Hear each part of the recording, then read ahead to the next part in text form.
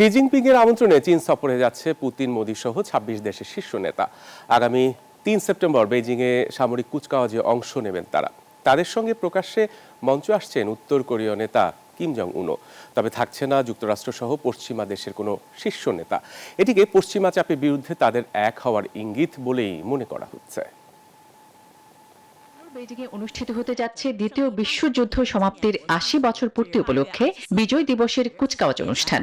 বলা হচ্ছে শত শত বিমান, ট্যাঙ্ক ও অ্যান্টি ড্রোন সিস্টেমের সমাহারে ওই কুচকাওয়াজ হবে চীনের সামরিক বাহিনীর নতুন শক্তি কাঠামোর পূর্ণাঙ্গ প্রদর্শনী। এমন আয়োজনে চীনের একমাত্র স্মার্ট সিটি বসুন্ধরা, আধুনিকতায় এক ধাপ এগিয়ে। প্রেসিডেন্ট শি জিনপিং এর আমন্ত্রণে যোগ দেওয়ার কথা রয়েছে বিশ্বের ২৬ জন রাষ্ট্র ও সরকার প্রধানদের। এতে রাশিয়ার প্রেসিডেন্ট ভ্লাদিমির পুতিন ও ভারতের প্রধানমন্ত্রী নরেন্দ্র মোদী উপস্থিত থাকবেন বলে আশা করা হচ্ছে। বেইজিংয়ে অনুষ্ঠেয় ওই সামরিক কুচকাওয়াজে উত্তর কোরিয়ার নেতা কিম জং উন অংশ নেবেন বলে জানিয়েছে চীনের পররাষ্ট্র মন্ত্রণালয়। বৈশ্বিক নেতাদের সঙ্গে একক মঞ্চে এটিই হবে তার প্রথম কোনো আনুষ্ঠানিক বৈঠক।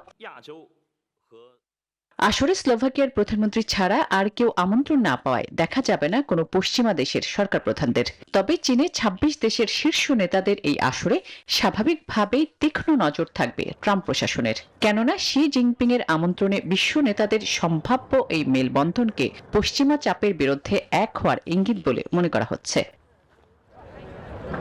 আসমাতুলি, নিউজ 24।